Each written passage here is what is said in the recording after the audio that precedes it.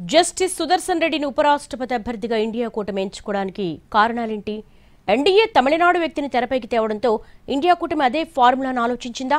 చివరి నిమిషంలో సుదర్శన్ రెడ్డి పేరు తెరపైకి ఎలా వచ్చింది?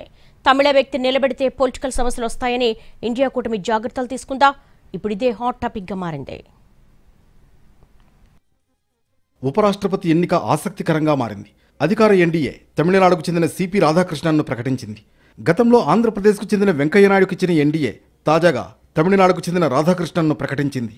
త్వరలో తమిళనాడు అసెంబ్లీ ఎన్నికలు ఉండడంతో వ్యూహాత్మకంగా వ్యవహరించింది.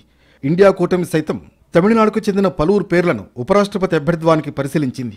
అందులో డీఎంకే ఎంపీలు తిరుచి శివ, అన్నాదురై పేర్లు వినిపించాయి. అయితే రాత్రికి రాత్రే సమీకరణాలు మారిపోయాయి. తెలంగాణకు చెందిన జస్టిస్ సుదర్శన్ రెడ్డి పేరు అనూహ్యంగా తెరపైకి తీసుకొచ్చింది. జస్టిస్ సుదర్శన్ రెడ్డి పేరును తెలంగాణ ముఖ్యమంత్రి రేవంత్ రెడ్డి ప్రతిపాదించినట్లు తెలుస్తోంది.